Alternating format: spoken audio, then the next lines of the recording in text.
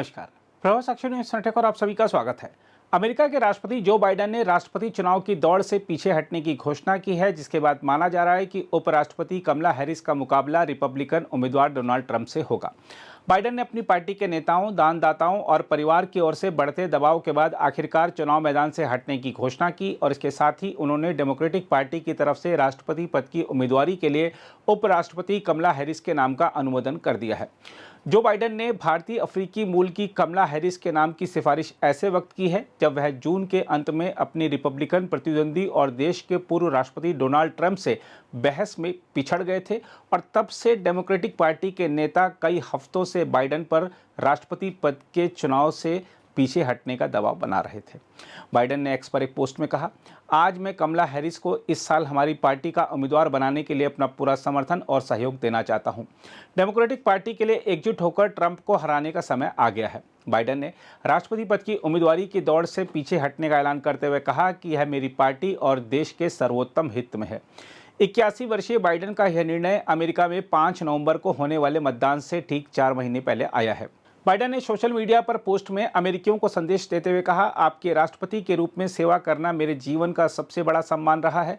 मेरा इरादा फिर से चुनाव लड़ने का रहा है, लेकिन मेरा मानना है कि यह मेरी पार्टी और देश के सर्वोत्तम हित में है कि मैं इस दौड़ से हट जाऊं और अपने कार्यकाल के शेष समय में राष्ट्रपति के रूप में अपने कर्तव्यों को पूरा करने पर ध्यान केंद्रित करूं। हम आपको बता दें कि राष्ट्रपति बाइडेन वर्तमान में कोविड-19 से संक्रमित होने के बाद अपने डेलावेयर निवास पर पृथकवास में हैं। बाइडेन ने कहा कि वह इस सप्ताह के अंत में अपने निर्णय के बारे में अधिक विस्तार से देश को बताएंगे। बाइडेन ने कहा, अभी के लिए मैं उन सभी लोगों के प्रति अपनी गहरी कृतज्ञता व्यक्त करना चाहता हूं जिन्होंने मुझे फिर से निर्वाचित होते देखने के लिए इतनी मेहनत की है। मैं इस सारे काम में एक असाधारण भागीदार होने के लिए उपराष्ट्रपति कमला हैरिस को धन्यवाद देना चाहता हूं। उन्होंने कहा, मैं अमेरिकी लोगों के प्रति अपनी कृतज्ञता व्यक्त करना चाहता हूं जिन्होंने मुझ पर इतना विश्वास और भरोसा जताया है। बाइडेन ने अपने पत्र में कहा, पिछले 3.5 वर्षों में हमने एक राष्ट्र के रूप में बहुत प्रगति की है। आज अमेरिका की अर्थव्यवस्था दुनिया की सबसे मजबूत अर्थव्यवस्था है। हमने वरिष्ठ नागरिकों के लिए दवा की लागत कम करने और अमेरिकी नागरिकों के लिए सस्ती स्वास्थ्य सेवा का विस्तार करने में ऐतिहासिक निवेश किया है। बाइडेन ने कहा कि उनके प्रशासन ने 30 वर्षों में पहला गन सेफ्टी लॉ भी पारित किया। उन्होंने यह भी कहा कि उनके प्रशासन ने दुनिया के इतिहास में सबसे महत्वपूर्ण जलवायु कानून पारित किया। राष्ट्रपति ने कहा, मुझे पता है कि यह सब आप अमेरिकी लोगों के बिना संभव नहीं था। हमने साथ मिलकर सदी में एक बार आने वाली महामारी और महामंदी के बाद सबसे खराब आर्थिक संकट पर काबू पाया है। उन्होंने कहा, हमने अपने लोकतंत्र की रक्षा की और उसे बचाए रखा है और हमने दुनिया भर में अपने गठबंधन को संवारा और मजबूत किया है। राष्ट्रपति बाइडेन ने अमेरिका की उपराष्ट्रपति कमला हैरिस को धन्यवाद देते हुए कहा कि वह एक असाधारण साथी हैं। वहीं बाइडेन का समर्थन मिलने से खुश अमेरिका की उपराष्ट्रपति कमला हैरिस ने कहा है कि वह राष्ट्रपति पद के चुनाव में जो बाइडेन द्वारा डेमोक्रेटिक पार्टी की उम्मीदवारी के लिए उनके नाम की सिफारिश किए जाने से सम्मानित महसूस कर रही हैं। कमला हैरिस ने कहा है कि पूर्व राष्ट्रपति डोनाल्ड ट्रंप और उनके प्रोजेक्ट 2025 एजेंडे को हराने के लिए देश को एकजुट करना उनका लक्ष्य है। कमला ने कहा, मैं राष्ट्रपति का समर्थन पाकर सम्मानित महसूस कर रही हूं। मेरा मकसद अब राष्ट्रपति पद की उम्मीदवारी की दौड़ में जीत हासिल करना है। हम आपको बता दें कि कमला जनवरी 2021 से उपराष्ट्रपति के रूप में सेवाएं दे रही हैं। वह अमेरिका की पहली ऐसी महिला, पहली ऐसी अश्वेत और पहली ऐसी दक्षिण एशियाई मूल की नागरिक हैं जो इस पद पर आसीन हुई हैं। बाइडेन की सिफारिश से डेमोक्रेटिक पार्टी की तरफ से राष्ट्रपति पद की उम्मीदवार के रूप में कमला की दावेदारी को काफी बल मिला है, लेकिन उनके लिए शिकागो में अगले महीने प्रस्तावित डेमोक्रेटिक नेशनल कन्वेंशन के दौरान पार्टी प्रतिनिधियों का समर्थन हासिल करना जरूरी है। कमला हैरिस ने कहा, मैं राष्ट्रपति के रूप में बाइडेन के असाधारण नेतृत्व और हमारे देश की कई दशकों तक सेवा करने के लिए अमेरिका के लोगों की तरफ से उनका शुक्रिया अदा करना चाहती हूं। उन्होंने कहा कि पिछले साल उन्होंने पूरे देश की यात्रा की और अमेरिकियों से इस महत्वपूर्ण चुनाव में उनके पसंदीदा उम्मीदवार और उससे उनकी अपेक्षाओं के बारे में जाना। कमला हैरिस ने कहा, और आने वाले दिनों और हफ्तों में भी मैं यही करती रहूंगी। मैं डेमोक्रेटिक पार्टी और हमारे देश को एकजुट करने के लिए डोनाल्ड ट्रंप और उनके विवादित प्रोजेक्ट 2025 एजेंडे को हराने के लिए वह सब कुछ करूंगी जो मेरे बस में है। अभी चुनाव में 107 दिन बचे हैं। हम साथ मिलकर लड़ेंगे, हम साथ मिलकर जीतेंगे। हम आपको बता दें कि अमेरिका के पूर्व राष्ट्रपति बिल क्लिंटन और पूर्व विदेश मंत्री हिलेरी क्लिंटन ने भी राष्ट्रपति पद की डेमोक्रेटिक उम्मीदवारी के लिए कमला के नाम की पैरवी की है। क्लिंटन दंपति ने एक संयुक्त बयान में कहा है कि हमने कई उतार चढ़ाव देखे हैं, लेकिन हमें हमारे देश के लिए ट्रंप के दूसरे कार्यकाल से उत्पन्न खतरे से ज़्यादा किसी और चीज़ को लेकर चिंता नहीं है। बयान में कहा गया है कि ट्रंप पहले ही दिन से तानाशाह बनने का वादा कर चुके हैं और सुप्रीम कोर्ट के हालिया फैसले से उन्हें संविधान को और अधिक खंडित करने का साहस मिलेगा। अब समय आ गया है कि हम कमला हैरिस को समर्थन दें और उन्हें राष्ट्रपति बनाने के लिए हर संभव कोशिश करें। दूसरी ओर अमेरिका के पूर्व राष्ट्रपति बराक ओबामा और प्रतिनिधि सभा की पूर्व स्पीकर नैन्सी पेलोसी ने राष्ट्रपति पद की दौड़ से पीछे हटने के राष्ट्रपति जो बाइडेन के फैसले की प्रशंसा की है। हालांकि दोनों नेताओं ने 5 नवंबर को होने वाले राष्ट्रपति चुनाव के लिए डेमोक्रेटिक पार्टी की उम्मीदवार के रूप में उपराष्ट्रपति कमला हैरिस के नाम का तत्काल समर्थन करने से परहेज किया है।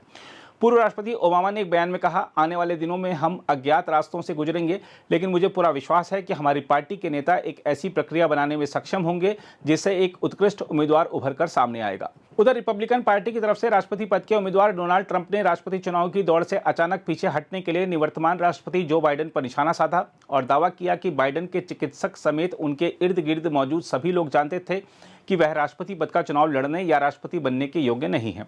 ट्रंप ने यह टिप्पणी तब की है जब बाइडेन ने यह घोषणा कर सभी को हैरत में डाल दिया कि वह राष्ट्रपति पद की दौड़ से पीछे हट रहे हैं और उन्होंने डेमोक्रेटिक पार्टी की तरफ से राष्ट्रपति पद की उम्मीदवारी के लिए भारतीय अफ्रीकी मूल की उपराष्ट्रपति कमला हैरिस के नाम का अनुमोदन किया।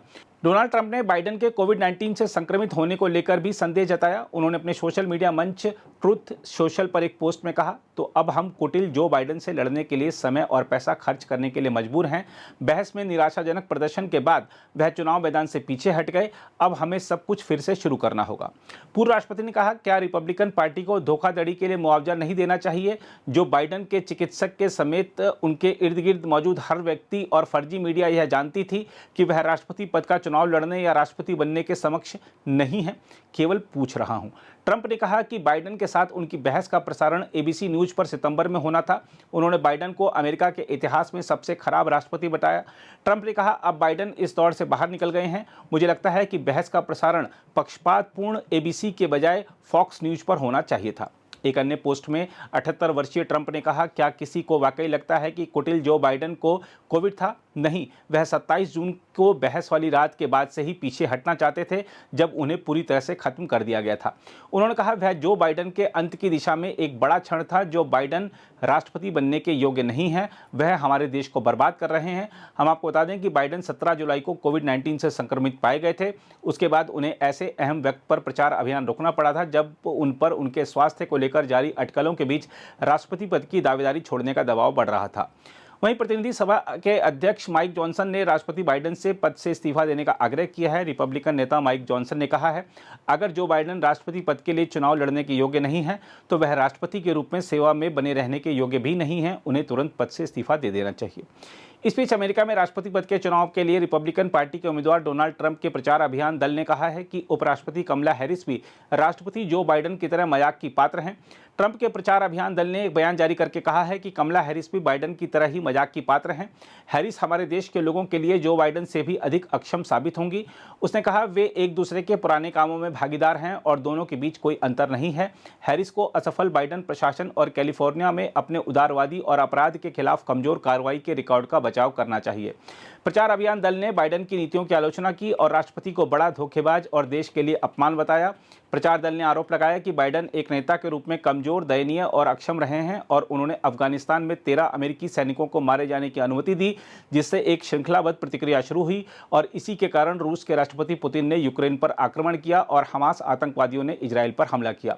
प्रचार अभियान दल ने कहा, दुनिया भर के नेता हम पर हंस रहे हैं, उसने कहा। और इस पूरे कार्यकाल के दौरान कमला हैरिस के साथ साथ वाशिंगटन में डेमोक्रेटिक पार्टी का हर नेता चुपचाप बैठा रहा और उन्होंने कुछ नहीं किया। वे सभी हमारे महान राष्ट्र के विनाश में बाइडेन की तरह ही भागीदार हैं और उन सभी को पद से हटा दिया जाना चाहिए। अगर आप भी लेना चाहते हैं देश दुनिया की तमाम जानकारी तो आज ही सब्सक्राइब करें हमारे चैनल को। साथ ही नीचे दिए बेल आइकन को जरूर दबाएं ताकि हर अपडेट आप तक पहुंच सके।